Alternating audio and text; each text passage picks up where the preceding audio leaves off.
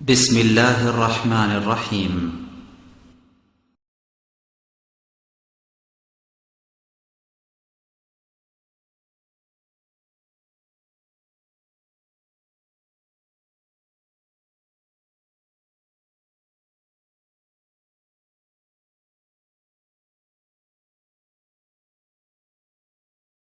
لا شريك له وأشهد أن محمدا عبده ورسوله أما بعد فإن خير الحديث كتاب الله وخير الهدي هدي محمد صلى الله عليه وسلم وشر الأمور محدثاتها وكل محدثة بدعة وكل بدعة ضلالة وكل ضلالة في النار. فقد قال الله تعالى في كلامه المجيد والفرقان الحميد: أعوذ بالله من الشيطان الرجيم. قل هل ننبئكم بالأخسرين أعمالا الذين ضل سعيهم في الحياة الدنيا وهم يحسبون أنهم يحسنون صنعا أولئك الذين كفروا بربهم بلقاء ربهم فحبطت أعمالهم فلا نقيم لهم يوم القيامة وزنا ذلك جزاؤهم جهنم بما كفروا واتخذوا آياتي ورسلي هزوا. عن أبي هريرة رضي الله عنه قال قال رسول الله صلى الله عليه وسلم: من عمل عملا ليس عليه أمرنا فهو رد. رواه مسلم. عن عائشة رضي الله تعالى عنها قالت قال رسول الله صلى الله عليه وسلم: من أحدث في أمرنا هذا ما ليس له منه فهو رد. মুত্তাফাক আলাইহি। যাবতীয় হামদ সানা মহান রব্বুল আলামিনের জন্য এবং যাবতীয় দরুদ ও তাসলিম বর্ষিত হোক শেষ নবী আহমদে মুজতফা মুহাম্মদে মুস্তাফা সাল্লাল্লাহু আলাইহি ওয়াসাল্লামের প্রতি। সম্মানিত মুসল্লিবৃন্দ, বেদাতের পরিচিতি ও পরিণাম, পরিচয় ও পরিণাম এবং বেদাত প্রতিরোধের পদ্ধতি, এর উপরে সংক্ষেপে আপনাদের সামনে খুতবা পেশ করার চেষ্টা করব ইনশাআল্লাহ। ওয়া মা তাওফীকি ইল্লা বিল্লাহ আলাইহি তাওয়াক্কালতু ওয়া ইলাইহি উনীব। বেদাত কথাটি যতটা পরিচিত, কিন্তু তার বুঝটা ততটা পরিচিত নয়। বেদাতের বুঝ, উপলব্ধি এবং তার পরিণাম সম্পর্কে না জানাটাই বেশি। যদি কোনো একনিষ্ঠ মুসলিম বেদাতের পরিচয় সম্পর্কে, তার পরিণাম সম্পর্কে জানে, তাহলে মরার আগ পর্যন্ত কোনোদিন বেদাতি কাজ করবে না। শিরক ও বেদাত, এই পাপ দুইটি যত বড়, আল্লাহ রাব্বুল আলামিন পৃথিবীতে আর এত বড় অপরাধ সৃষ্টি করেননি। সবচেয়ে বড় অপরাধ শিরক, তার দ্বিতীয় বড় অপরাধ হলো বিদআত। শিরকটা অনেকটাই আমরা উপলব্ধি করি, বুঝি, কিন্তু বিদআতটা বুঝি না। অনেকাংশে শিরকের চেয়ে বিদআত বেশি ক্ষতিকর। শিরক মানুষ করে, বৃদ্ধি করে, আর বিদআত সুন্নাতকে নষ্ট করে, ইসলামকে ধ্বংস করে।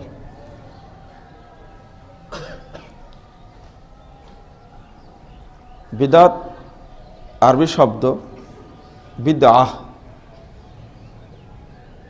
এর অর্থ হলো নতুন, নতুন আবিষ্কারকে বেদাত বলে।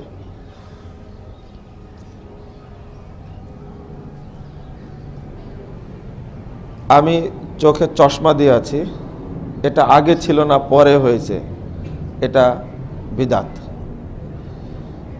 ফ্যান আগে ছিল না, পরে হয়েছে, ওটা বেদাত। যেটাই নতুন সৃষ্টি হয় পৃথিবীর ছিল না, সেটাই বেদাত। এটা আবিধানিক অর্থে। শরীয়ত কোনটাকে বেদাত বলে? এই আবিধানিক অর্থ কোরআনে ব্যবহার হয়েছে, হাদিসেও ব্যবহৃত হয়েছে। আল্লাহ রাব্বুল আলামিন মুহাম্মদ সাল্লাল্লাহু আলাইহি সাল্লামকে লক্ষ্য করে বলছেন, কুল মা কুনতু বিদআম মিনার রাসূল, সূরা আহকাব 9 নম্বর আয়াত। পরিচয়টা আগে জেনে নি। হে মুহাম্মদ সাল্লাল্লাহু আলাইহি সাল্লাম, আপনি বলুন, মা কুনতু বিদআম মিনার রাসূল, আমি নতুন রসুল নই, মানে আগেও রসুল এসেছিলেন। তাই যদি শারঈ অর্থে কথাটা ব্যবহার করি, তাহলে অর্থ হবে যে আমি বিদাতি রসুল নই, নাউজুবিল্লাহ। অর্থ হবে কি, আমি নতুন রসুল নই, রসুল এর আগেও এসেছিল। তাহলে বিদউন শব্দটা কোরআনে ব্যবহৃত হয়েছে।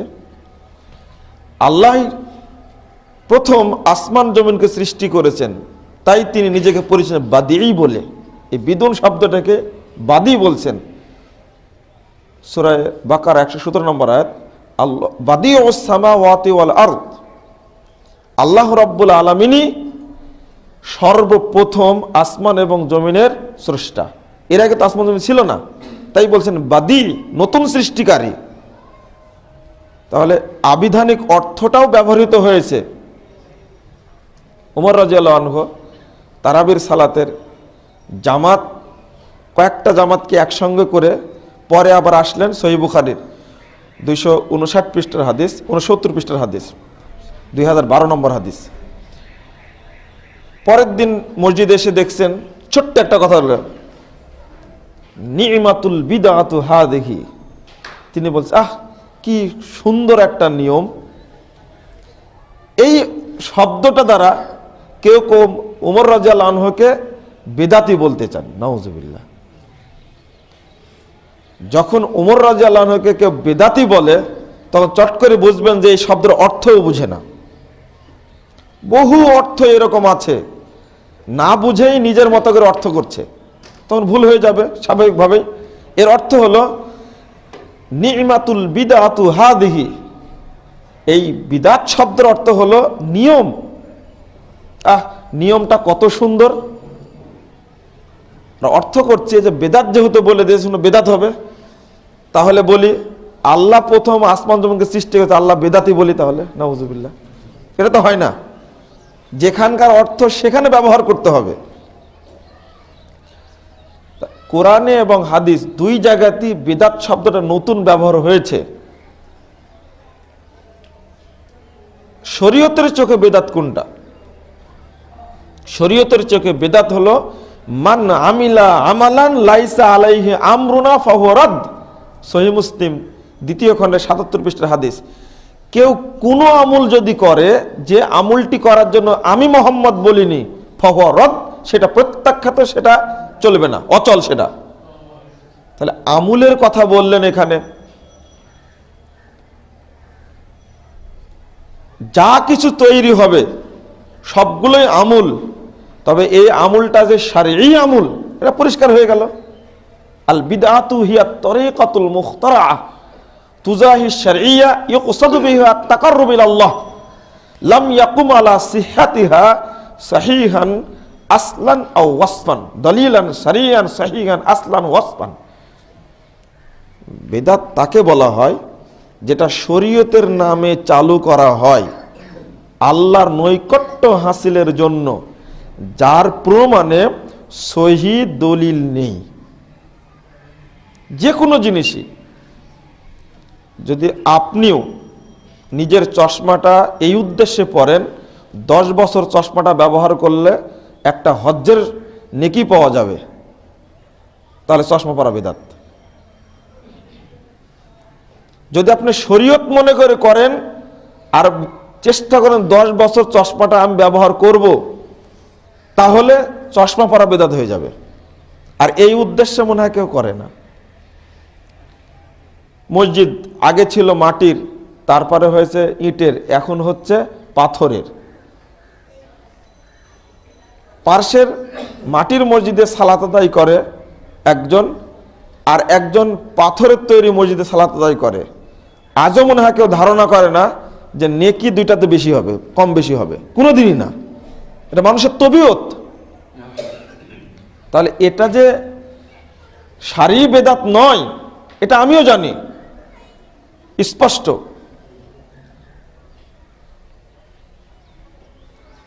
চিটাগাং থেকে যদি আমি ট্রেনে ঢাকায় আসি, তাহলে 3টা সিয়ামের সওয়াব পাবো, আর প্লেনে আসলে 1টা সিয়ামের সওয়াব পাবো।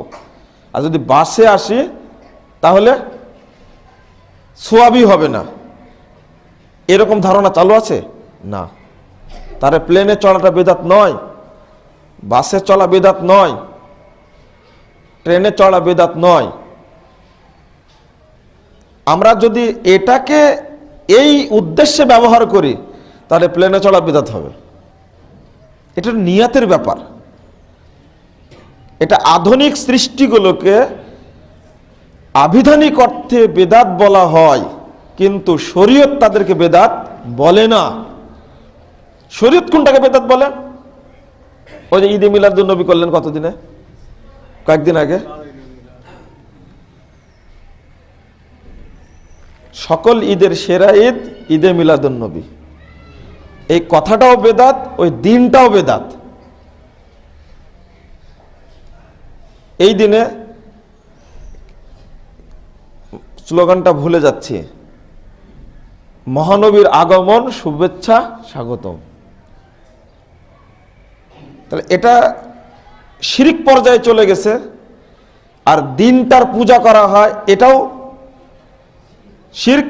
অনুরূপভাবে ঈদে মিলাদুন নবী, এই যে নবী মুহাম্মদ সাল্লাল্লাহু আলাইহি সাল্লামের 2টা ঈদকে বাদ দিয়ে সেরা ঈদ বলা হচ্ছে, এটা হলো বিদআত। এটা শরীয়ত মনে করে নিয়েছে। ঈদুল ফিতর, ঈদুল আজহা, এই 2টি হলো ইসলামের স্বীকৃত ঈদ। এই 2টা ঈদই না তাদের কাছে, মূল ঈদ হলো ঈদ মিলাদুন নবী। নাউজুবিল্লাহ। তাহলে এটা শরীয়ত মনে করে করছি, আর এই দিনেই মুহাম্মদ সাল্লাল্লাহু আলাইহি সাল্লামের আগমন ঘটে। আবু হানিফা রাহিমাহুল্লাহ বলছেন, কেউ যদি বলে, বিশ্বাস যদি করে যে মুহাম্মদ সাল্লাল্লাহু আলাইহি সাল্লাম মানুষের কাছে হাজির হতে পারেন, ফাকাত কাফারা, ওই ব্যক্তি কুফরি করলো। নাউজুবিল্লাহ। যদি এটাই হয় যে আমি সংজ্ঞাটা বুঝেনি, নেকির উদ্দেশ্যে শরীয়ত মনে করে করলেই, যেটা শরীয়তে নেই সেটা করলে বেদাত হবে। ছোট্ট কথায় কিছু বোঝায়, বড় কথায় কিছু বলি।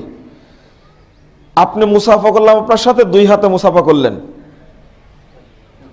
শরীয়তে নেই, তবে শরীয়ত তো এটা আপনারা করছেন, যেটা শরীয়ত মনে করে করছেন। হাত বুকে দিলাম, এটা শরীয়তে নেই, আমি দিলাম, আমুলের সাথে সংশ্লিষ্ট হয়ে গেছে। বুক থেকে হাত ওটা মুখে চুমু খেলাম, এতদূর পর্যন্ত করেছি। দোয়া বলার সময় করলাম কি, কেউ বলছে নাহমাদুল্লাহ ওয়া নাস্তাগফিরুহু, আর কেউ বলছে ইয়াগফিরুল্লাহু লানা ওয়া লাকুম।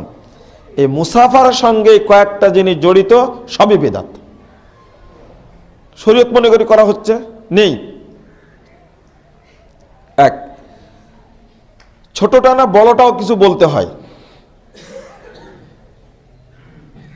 রাষ্ট্রীয়ভাবে ইসলাম প্রতিষ্ঠা করার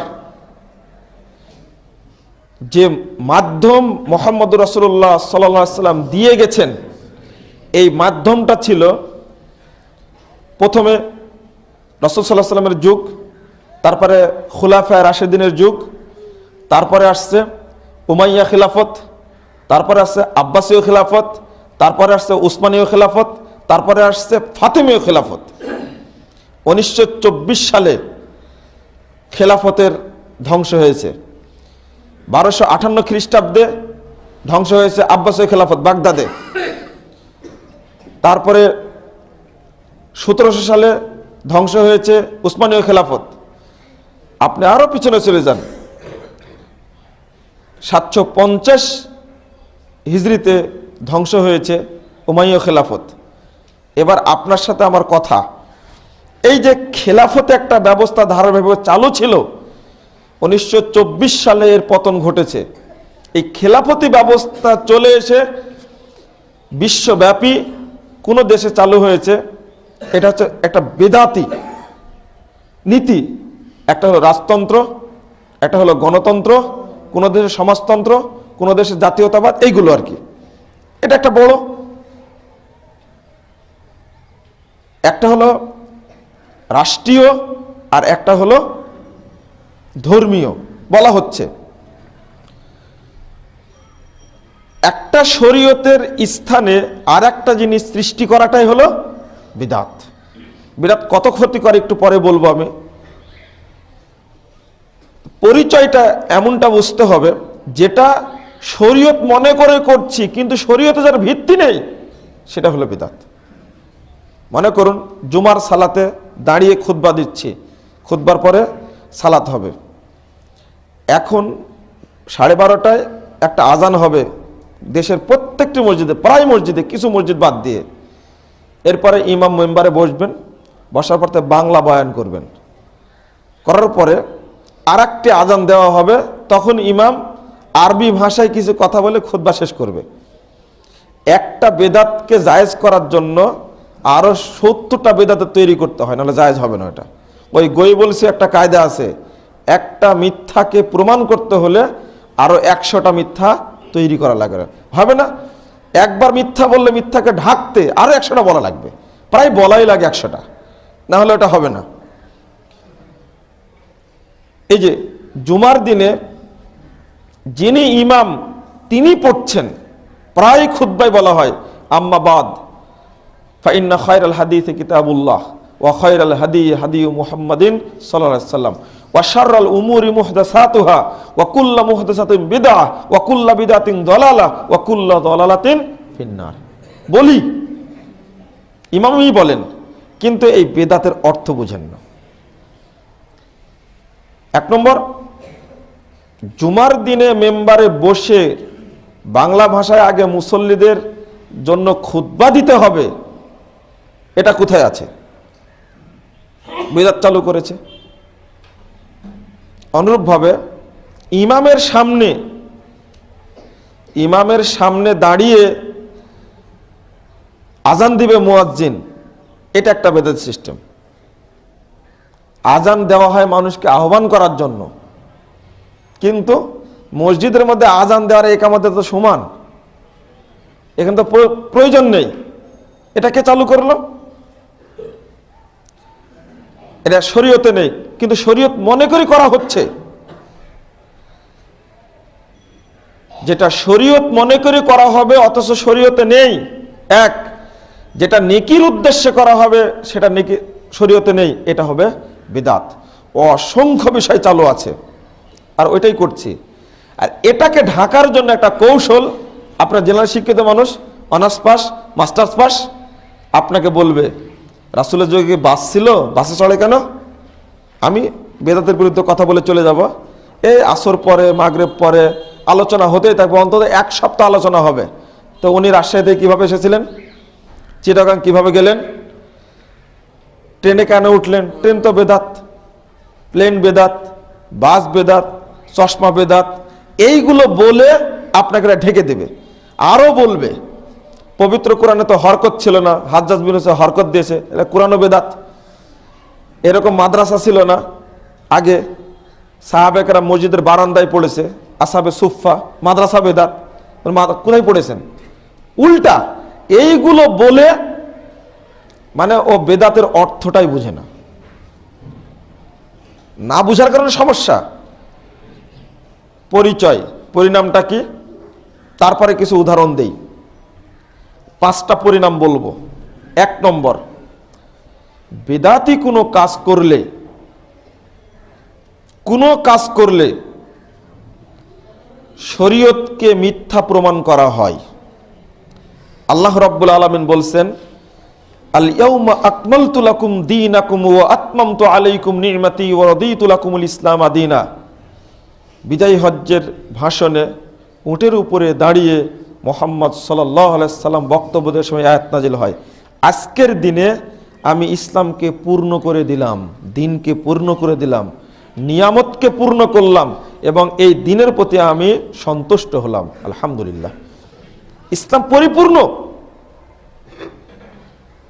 এখানে যদি আপনি কিছু বাড়াতে যাই তাহলে ইসলামের এই বাণীকে মিথ্যা প্রমাণ করা হবে। আমি কখনো কিছু বাড়াতে পারবো না, শরীয়তে বাড়ানোর কোনো অধিকারই নেই। 2, উদাহরণ হিসাবে বলা যায় একটা গ্লাস পরিপূর্ণ, এই পরিপূর্ণ গ্লাসের মধ্যে মনে করেন যে পানিতে পরিপূর্ণ, যদি আপনি তার মধ্যে দুধ ঢালার চেষ্টা করেন তাহলে দুধটা ভিতরে যাবে আর পানিটা পড়ে যাবে, নিঃসন্দেহে পড়ে যাবে।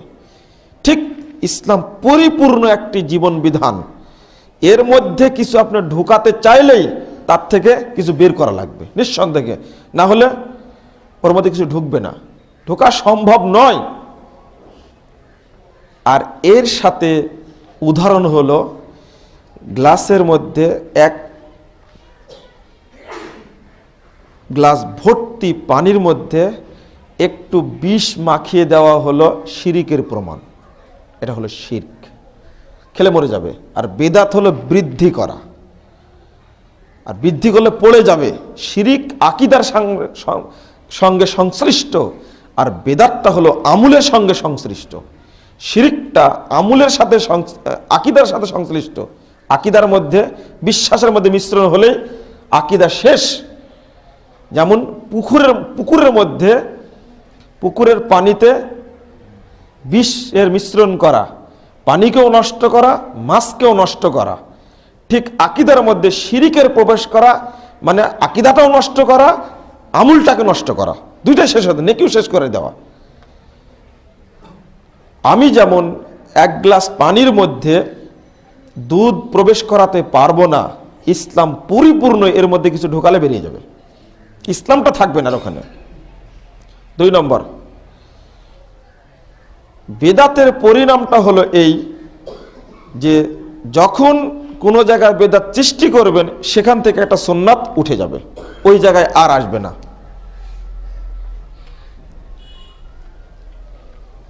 বাংলাদেশে অনেকগুলো দরুদে হাজারি, দরুদে লাখি, এগুলো দরুদ চালু আছে।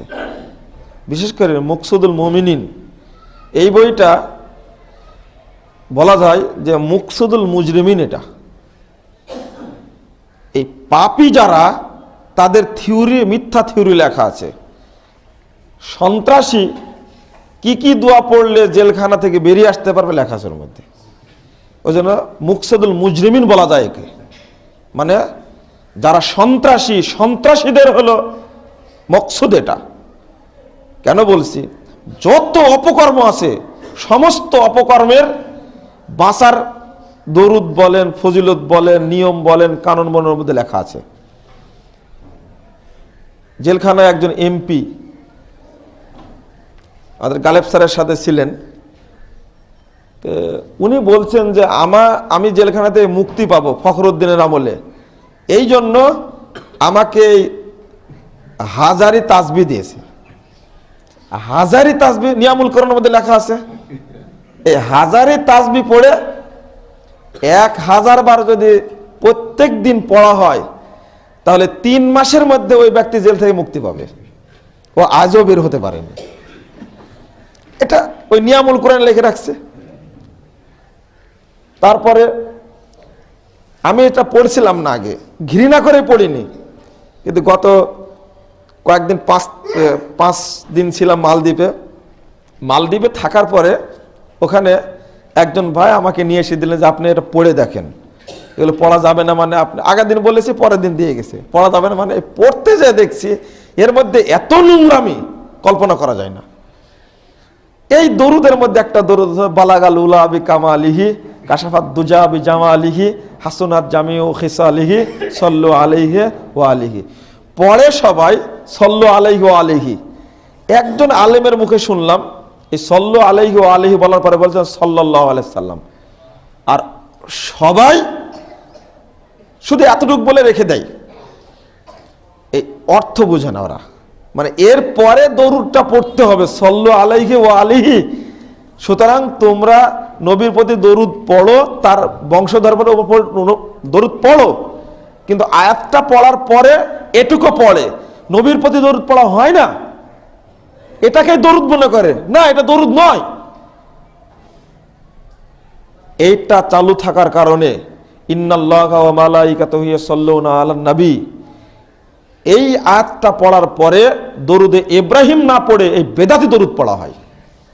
যত দিন বেদাতি দরুদ থাকবে ওই স্থানে মুহাম্মদ সাল্লাল্লাহু আলাইহি সাল্লামের দরুদ আসবে না।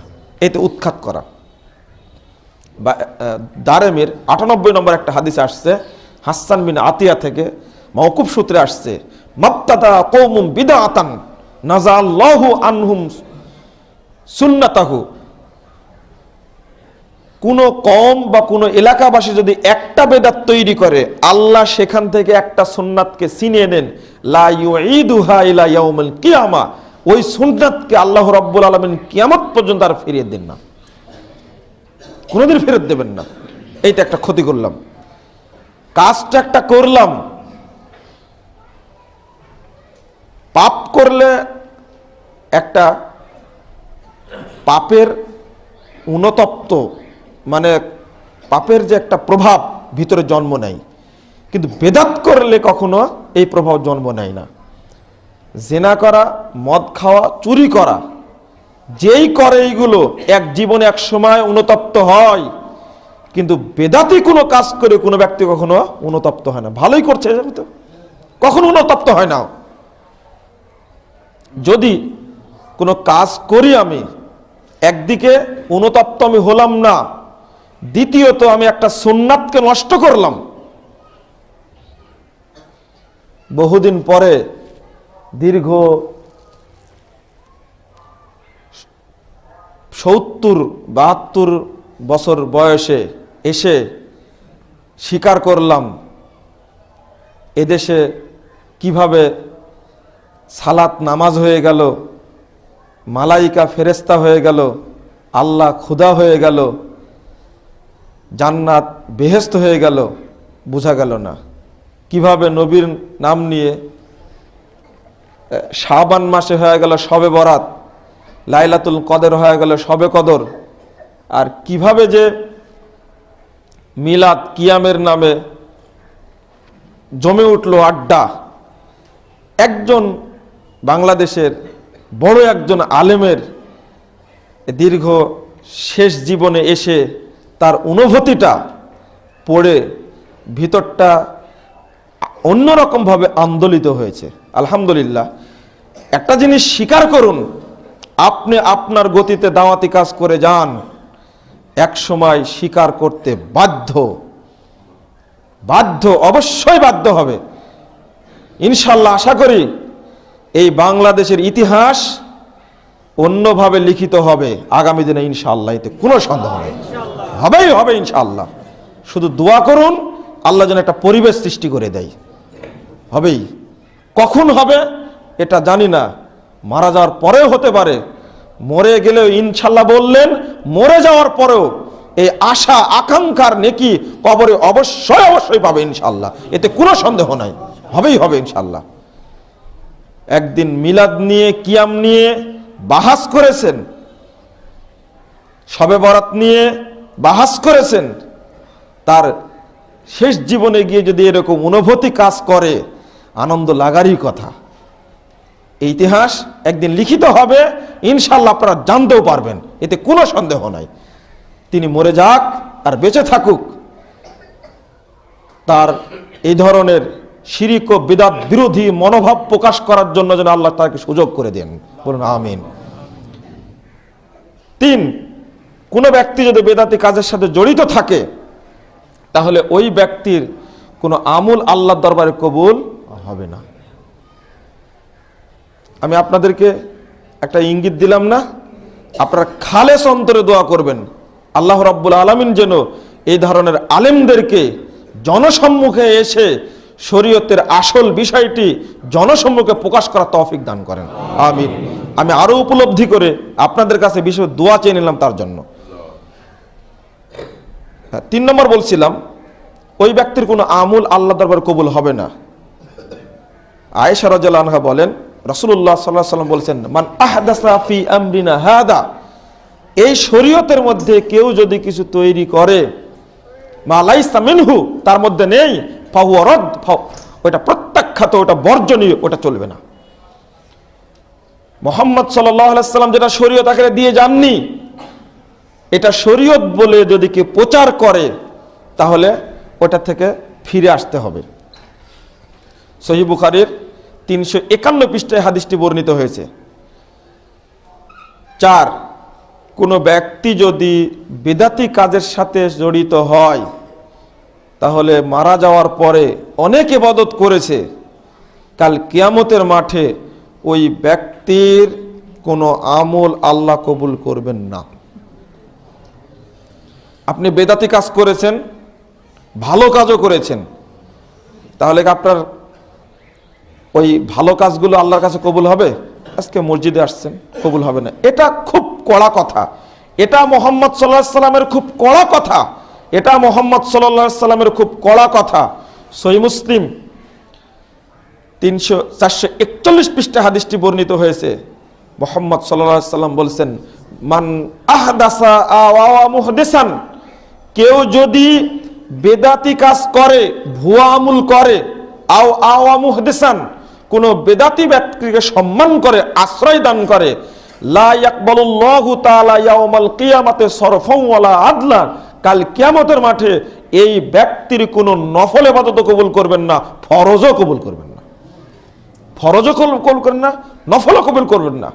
তার আগে বলছেন, ফা আলাইহি লানাতুল্লাহি ওয়াল মালাইকাতি ওয়ান নাসি আজমাইন, যে ব্যক্তি বেদাতি কাজের সাথে জড়িত হলো এই ব্যক্তির উপরে আল্লাহ রাব্বুল আলামিন লানত করেন, পৃথিবীতে এবং আসমান জমিনে গোটা জগৎসমূহে যত ফেরেশতা নিযুক্ত আছে সমস্ত ফেরেশতা তার উপরে লানত করে, ওয়ান নাসি আজমাইন, পৃথিবীতে যত মানুষ আছে সমস্ত মানুষের লানত তার উপরে পড়ে, নাউজুবিল্লাহ।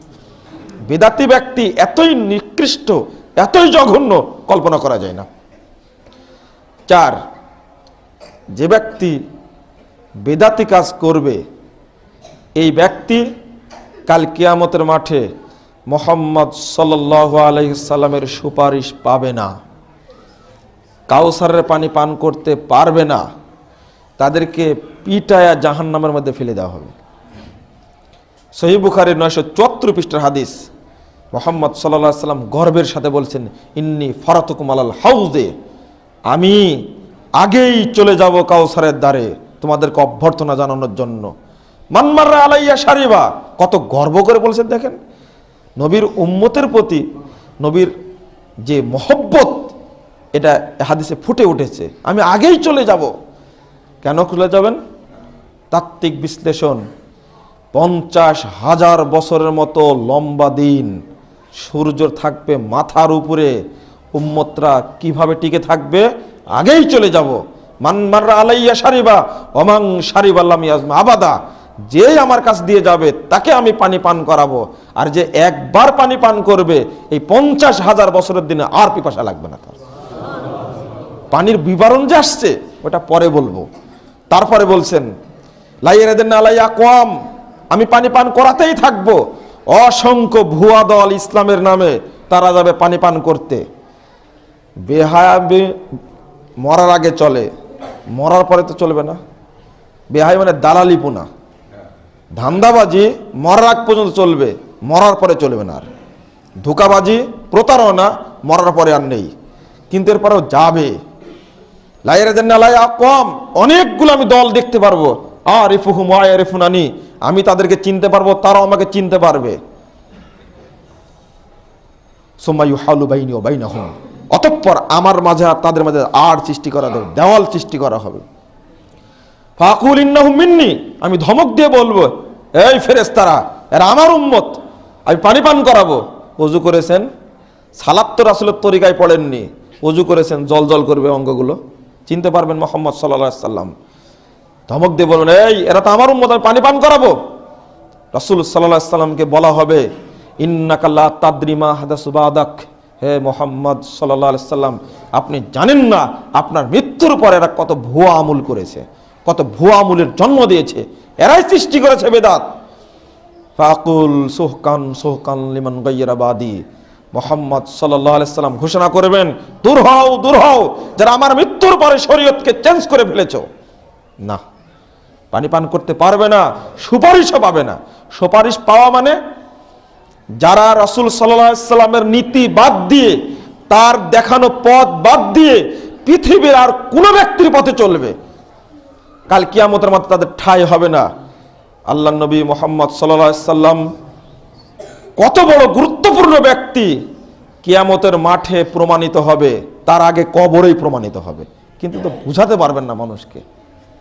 কবর থেকে যদি কাউকে ছেড়ে দেওয়া হতো তাহলে তিনি বুঝাতে পারতেন, কিন্তু ছেড়ে দেওয়া তো হবে না। ইয়াউমা ইয়াউযু যালিমু ইয়াদাইহি ইয়াকুলু ইয়া লাইতানি ইত্তাখাযতু মা'আর রাসূলি সাবিলা, পানি পান করতে পারিনি, রাসূলের সুপারিশ পাইনি, এবার পিটিয়ে হাঁকানো হচ্ছে জাহান্নামের দিকে। ইয়াউমা ইয়াউযু যালিমু ইয়াদাইহি ইয়াকুলু ইয়া লাইতানি ইত্তাখাযতু মা'আর রাসূলি সাবিলা, হাতের আঙ্গুল কামড়াবে আর বলবে, হায় আক্ষেপ, যদি মুহাম্মদ সাল্লাল্লাহু আলাইহি সাল্লামের পথে চলতাম কতই না ভালো হতো। কোনোই লাভ হবে না। সূরা ফুরকান 87-28 নম্বর আয়াত। এটাও বলবে আপনি কোন পথে চলতেন, ওই সময় মনে পড়বে আপনি কাকে মেনেছেন। আজকে চুপি চুপি সবকিছু করছেন, আমি বুঝতে পারছি না, কিন্তু কিয়ামতের মাঠে মনে পড়বে আপনি কাকে মেনে চলেছেন। এরপরে বলে, ইয়া ওয়াইলাতা লাইতানি লাম আত্তাখিজ ফুলানান খলিলা, হায় আক্ষেপ, আমার সব ধ্বংস হয়ে গেছে, যদি অমুক ব্যক্তিকে অনুসরণ না করতাম তাহলে কতই না ভালো হতো। মুহাম্মদকে মানেননি এটাও মনে পড়বে, মানলে কতই ভালো হতো, আর যাকে মেনেছেন তাকে না মানলে যে কত ভালো হতো সেটাও মনে পড়বে। কদ আদাল্লানি আনি যিকরে, এই বদমাশি আমাকে আল্লাহর বিধান থেকে ফিরিয়ে দিয়েছে, পথভ্রষ্ট করেছে। সেদিন আক্ষেপ করে কোনো লাভ হবে না। একজন উম্মত, একজনও কাল কিয়ামতের মাঠে মুহাম্মদ সাল্লাল্লাহু আলাইহি সাল্লামের সুপারিশ ছাড়া জান্নাতে যাওয়ার কোনো প্রশ্নই আসে না। তার সুপারিশ লাগবেই, সুপারিশ ছাড়া কেউ ঢুকতে পারবে না। অথচ আমরা উপলব্ধি করি না। 6, রাসূলুল্লাহ সাল্লাল্লাহু আলাইহি সাল্লামকে না মানার কারণে বেদাতের পরিণাম হবে জাহান্নাম। 284 পৃষ্ঠা সহিহ মুসলিমের, যেটা খুতবায় আমরা কিছুক্ষণ আগেও বললাম। আম্মা বাদ ফাইন্না খায়রুল হাদিসি কিতাবুল্লাহ ওয়া খায়রুল হাদিয়ু মুহাম্মাদিন সাল্লাল্লাহু আলাইহি ওয়াসাল্লাম ওয়া শাররুল উমুরি মুহদাসাতুহা ওয়া কুল্লু মুহদাসাতিন বিদআ ওয়া কুল্লু বিদআতিন দালালা ওয়া কুল্লু দালালাতিন। সব হাদিস তো মুখস্থ না, এটা তো মুখস্থ আছে। কয়েকটা জিনিস মুসল্লিরা মুখস্থ করে, কারণ হলো বেশি বেশি বলা হয়, তাই বেশি বেশি বলা হয়, উপলব্ধি করি না। এত বেদাত চালু আছে, গোটা বাংলাদেশ বেদাতে ভরপুর, উপমহাদেশে বেদাতে ভরপুর, পরিপূর্ণ বেদাতে। মানুষ মরে যাবে তখনও বেদাত, মানুষ যখন জন্ম নেয় তখনও বেদাত, গোটা জীবনটাই বেদাতে পরিপূর্ণ। আর এই বেদাতকে জিয়ে রাখে কারা? যারা অর্থশালী। বাপ মরে গেলেই মাদ্রাসা ছাত্রদের নিয়ে গিয়ে কোরআন পড়াবে।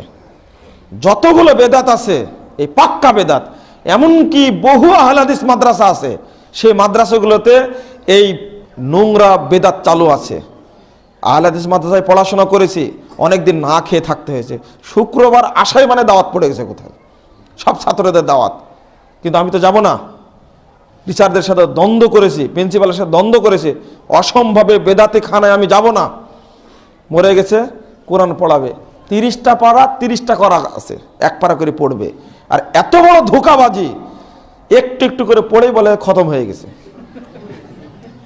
এটার ব্যবসা চালু আছে।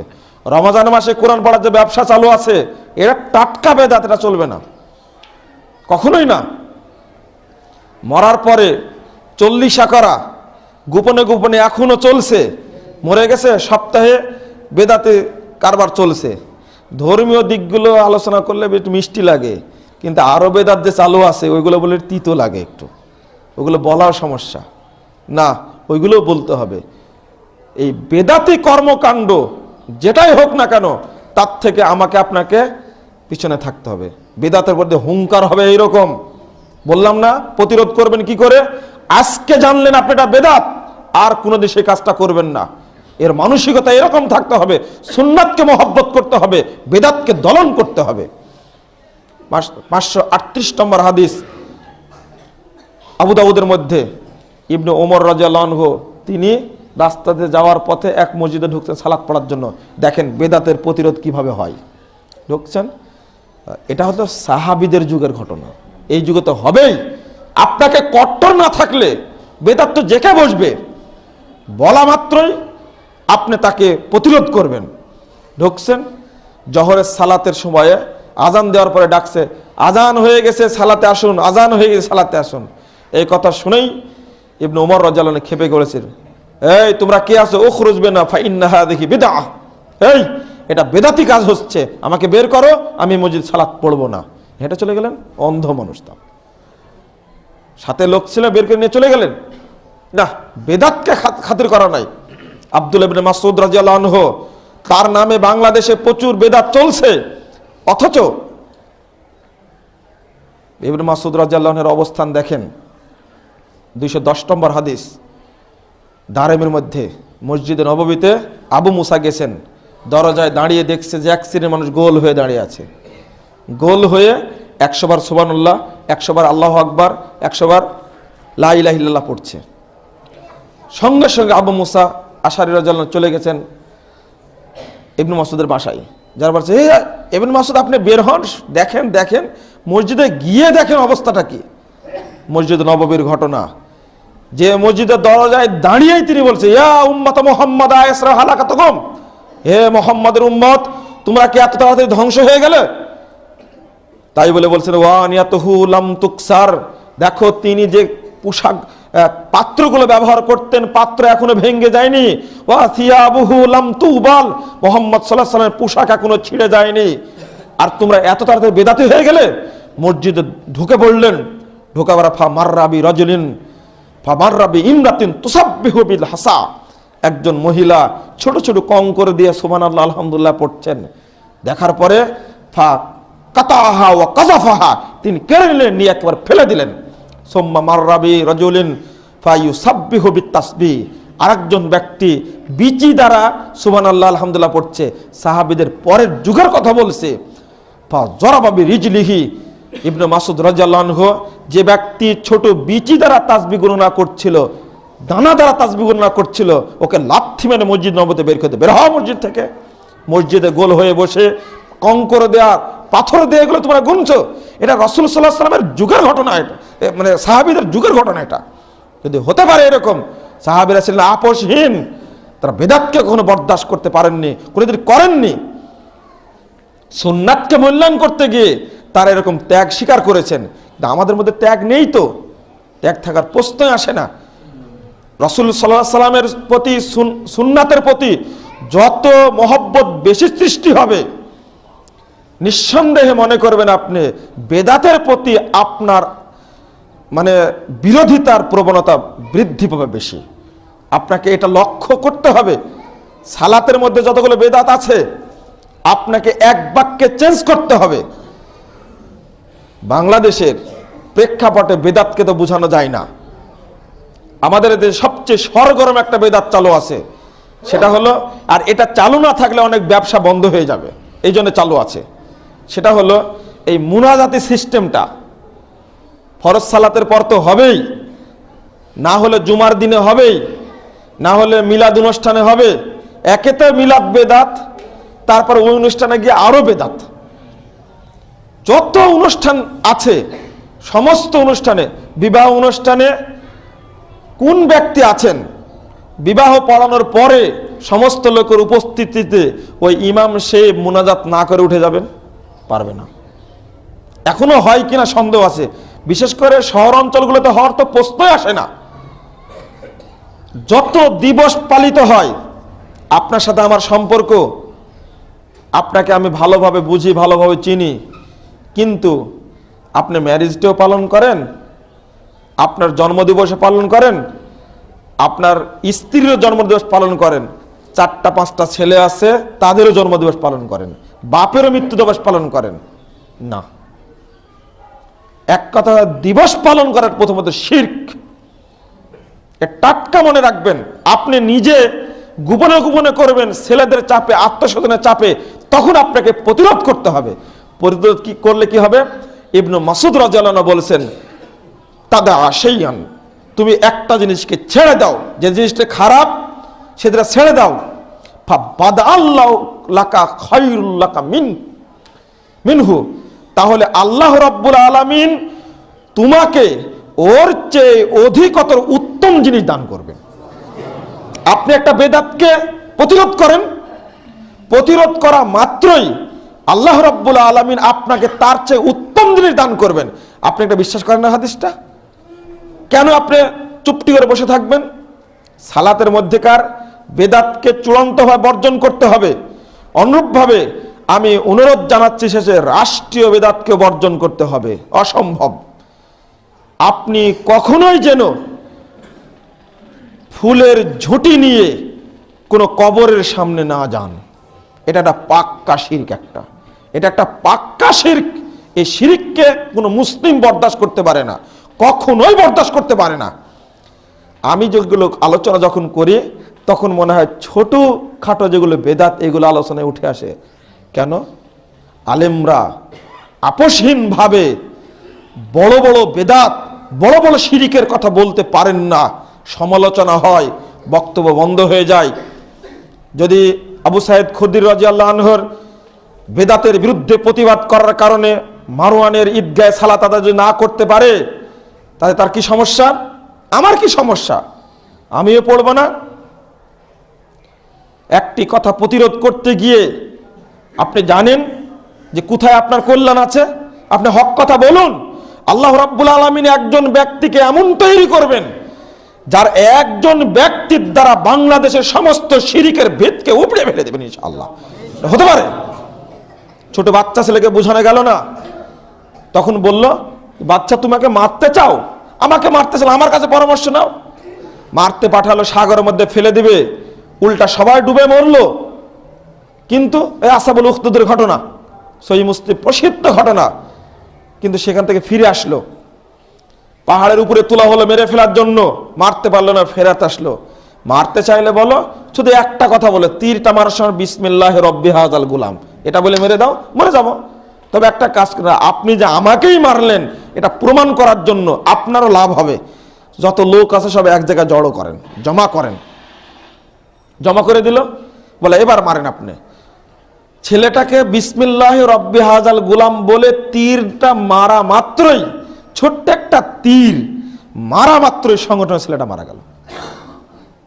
ফলাফলটা কি হলো? ৭০,০০০ মানুষ একদিনে বাদশার সামনে রবের প্রতি ঈমান আনলো। বলুন, বেঁচে থেকে দাওয়াতি কাজ করে ৭০,০০০ মানুষকে পারতো না? বেদাতের প্রতিরোধের কারণে এটা ঘটেছে। যুগে যুগে এরকম অসংখ্য প্রমাণ আছে। ভারত উপমহাদেশে উলামা কেরাম, বেদাতি আলেমরা ইংরেজদের পক্ষ নিয়ে বলল যুদ্ধ করা যাবে না। বেদাতি উলামা কেরাম ইংরেজদের পক্ষ নিয়ে বলল ইংরেজ বিরোধী যুদ্ধ চলবে না। শাহ ইসমাইল শহীদ একাই বললেন, অসম্ভব। আমি আমার দাদার কাছ থেকে ফতোয়া নিয়েছি, ইংরেজদের বিরুদ্ধে যুদ্ধ করে এই উপমহাদেশ থেকে এই ইংরেজদেরকে তাড়াতেই হবে। ওরা মা বোনের ইজ্জত নষ্ট করছে, মুসলিমদের ধন সম্পদ নিয়ে লুণ্ঠন করে নিয়ে চলে যাচ্ছে। যুদ্ধ এদের বিরুদ্ধেই, যুদ্ধ অবশ্যই ফরজ বলে যখন দিলেন, সহযোগিতা করবে কে? সব আলেমরা একদিকে। কিন্তু আল্লাহর কি বিশেষ রহমত, শাহ ইসমাইল শহীদের তার ভিতরে যে আধ্যাত্মিকতা, আল্লাহর প্রতি যে তার যে দৃঢ় বিশ্বাস, আল্লাহর পক্ষ থেকে তারপর যে রহমত, মাত্র কয়েকটা দিন 17 দিন বক্তব্য দিলে, মাত্র বক্তব্য দেওয়ার কারণে এক বক্তব্যে একটা অঞ্চল টোটালি মুসলমান হয়ে যায়। আর পরে শেষে ব্রিটিশ বিরোধী আন্দোলনে ওই আলেমরা চুপটি করে বসেছিল, কতিপয় তাওহীদপন্থী আলেম মাঠে নেমে গেলেন, শিরিককে ধ্বংস করলেন, বেদাতকে ধ্বংস করলেন এবং ইংরেজদেরকে তাড়াতেও বাধ্য হলেন। আলহামদুলিল্লাহ। হতে পারে এরকম, অস্বাভাবিক কিচ্ছু না। এক বাক্যে এটা হতে পারে। ইবনে তাইমিয়া রাহিমাহুল্লাহ এটা বলে শেষ করে দিই, আপনি বেদাতের বিরুদ্ধে আপোষহীন হন, শিরিকের বিরুদ্ধে আপোষহীন হন, ইবনে তাইমিয়া রাহিমাহুল্লাহর মতো ব্যক্তিকে 12 বছর জেল খাটিয়েছে, 8 বার জেলে ঢুকাইছে, ঢুকায় আর বের করে বের করে অবশেষে জেলখানাতেই মৃত্যুবরণ করলেন। 2.5 বছর জেলে ধুকে না খেয়ে না পানি দিয়ে শুকায় মেরে ফেলে দিল। ফায়দাটা কি হলো? মরে যাওয়ার পরেও তো কোনো লাভ হলো না শাসকের। মৃত্যুর সংবাদ শুনে মানুষের যে ভক্তি তার উপরে ছিল, 10 লক্ষ মানুষ তার জানাজায় হাজির হয়ে গেল, 2 লক্ষ মহিলা হাজির হলো। ইবনে তাইমিয়া রাহিমাহুল্লাহর প্রতি এই ভক্তি দেখে ওই সিরিয়ার বাদশা এসে ইবনে তাইমিয়ার 2খানা পা ধরে লাশের উপরে পড়ে গিয়ে বলছে, ইবনে তাইমিয়া, তোমাকে আমি চিনতে পারিনি, তুমি আমাকে ক্ষমা করো। এই দৃশ্য দেখে 1,60,000 ইহুদি একদিন ইসলাম গ্রহণ করে। আপনি বেদাতের বিরুদ্ধে কঠোর হন, একজন হলেও কঠোর হতে হবে, অসম্ভব। বাংলাদেশে বর্তমানে যে প্রেক্ষাপট চলছে, একেতে ইসলামের নামে চলছে ইসলামী বেদাতি রাজনীতি, দ্বিতীয়ত চলছে বেদাতি জাহেলি রাজনীতি। অনুরূপভাবে টুপি মাথায় দিয়ে, আলখেল্লা পরে, পাগড়ি মাথায় দিয়ে হাজারো মানুষকে বেদাতি বানানো হচ্ছে, মুশরিক বানানো হচ্ছে, পীর পূজা করে, খানকা পূজা করে, কবর পূজা করে। আপনি একজন তাওহীদপন্থী মুসলিম, আপনি তাওহীদকে বুঝেন, আপনি প্রতিরোধ করার ভাষা আপনার মধ্যে নাই, এটা কেন হবে না? আমি চাই আপনারা প্রতিরোধ গড়ে সর্বত্র। আল্লাহ একজনকে কবুল করলে, একজনের মাধ্যমে বাংলাদেশ শিরক বেদাতের শিখণ্ডে ইনশাআল্লাহ উপরে যাবে, তোর সন্দেহ নেই। আল্লাহ, তুমি আমাদের এই দোয়া কবুল করো, আল্লাহুম্মা আমিন। আল্লাহ, তুমি বাংলাদেশে শিরক বিদআতে বিক্ষুব্ধ সমাজকে তুমি তাওহীদের সমাজে পরিণত করো, আল্লাহুম্মা আমিন। আকুলু কাওলি হাদা আস্তাগফিরুল্লাহ লি ওয়া লাকুম ওয়া লিসাইরিল মুসলিমিন।